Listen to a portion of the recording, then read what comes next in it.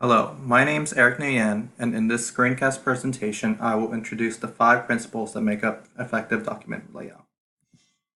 The first principle that I will cover is balance.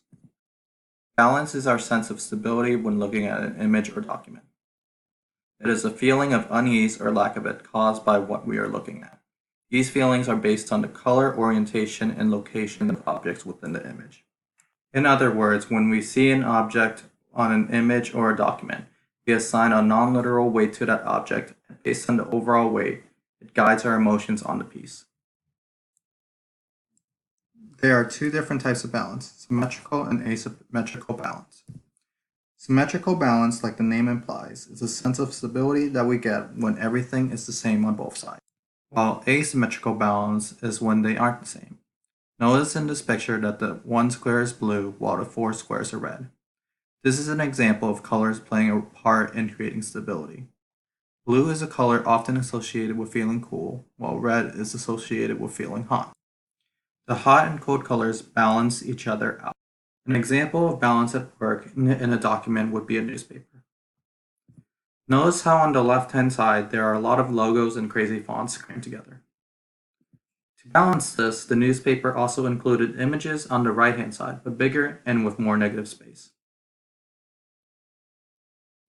The second principle that I will cover is alignment. Alignment is placing objects along an invisible line. It is often used for grouping, making associations, or dissociations. On this slide, I made a very simple document about animals. Notice how all of the words on the left-hand side line up along the gray line. This is an example of alignment.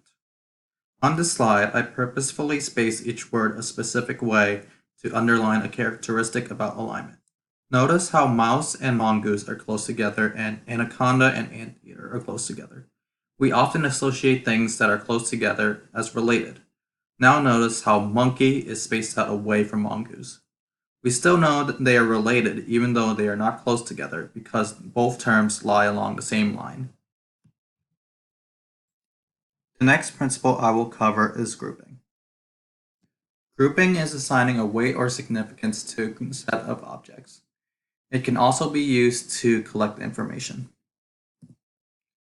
Going back to the animals example, alignment is a type of grouping.